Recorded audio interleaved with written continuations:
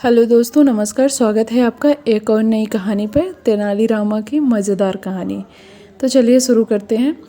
एक बार राजा कृष्णदेव राय के दरबार में एक महान विद्वान आया। उसने कहा, दरबार में उपस्थित सभी विद्वानों को चुनौती दी कि पूरे विश्व में उससे समान कोई बुद्धिमान व विद्वान नहीं है। उसने दरबार में उपस्थित सभी दरबारियों से कहा कि यदि उनमें से कोई चाहे तो उसके साथ किसी भी विषय पर वाद विवाद कर सकता है, परंतु कोई भी दरबारी उसके वाद विवाद करने का साहस न कर सका। अंत में सभी दरबारी सहायता के लिए तेनाली के पास गए। तेनालीरामा ने उन्हें सहायता का आश्वासन दिया और दरबार में जाकर तेनाली ने विद्वान की चुनौती स्वीकार कर ली। दोनों के बीच वाद विवाद का दिन भी निश्चित कर दिया गया। निश्चित दिन में तेनालीरामा एक विद्वान पंडित के रूप में दरबार में पहुंचा।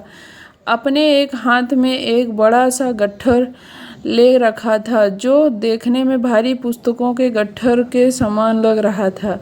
वह शीघ्र ही वह महान विद्वान के दरबार में आकर तेनालीराम के सामने बैठ गया।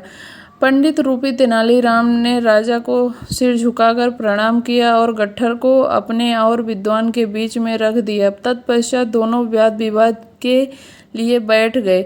राजा जानते थे कि पंडित के रूप धरे तेनाली के मस्तिष्क में अवश्य कोई योजना चल रही होगी, इसीलिए वो पूरी तरह अस्वस्थ थे।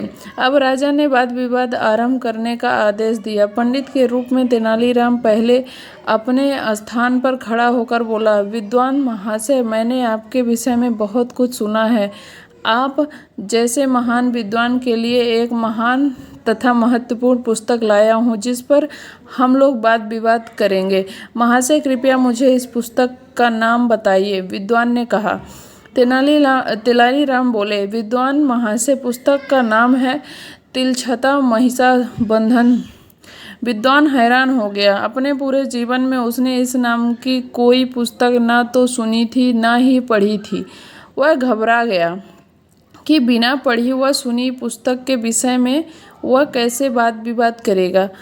फिर वह बोला, अरे यह तो बहुत ही उच्च कोटि की पुस्तक है। इस पर वाद विवाद करने में बहुत ही आनंद आएगा, परंतु आज यह वाद विवाद रहने दिया जाए। मेरा मन भी कुछ उद्विग्न है और इसके कुछ महत्वपूर्ण तथ्यों को मैं भूल भी गया हूँ। कल प्रातः स्वस्थ और स्वच्छ मन मस्तिष्क के साथ हम वाद विवाद करेंगे। तेनाली के अनुसार वह विद्वान तो आज के वाद विवाद के लिए पिछले कई दिनों से प्रतीक्षा कर रहा था, परंतु अतिथि की इच्छा का ध्यान रखना तेनाली का कर्तव्य था, इसीलिए वह सरलता से मान गया। परंतु वाद विवाद में हारने के भय से वह विद्वान नगर छोड़कर भाग गया। अगले दिन प्रातः जब विद्वान शाही दरबार में उपस्थित नहीं हुआ तो तेनाली बोला, महाराज, वह विद्वान अब नहीं आएगा।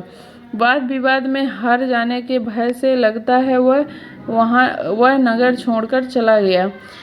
तेनाली, वाद विवाद के लिए लाई गई उस अनोखी पुस्तक के बारे में कुछ बताओ, जिससे कि वह डर कर भाग गया।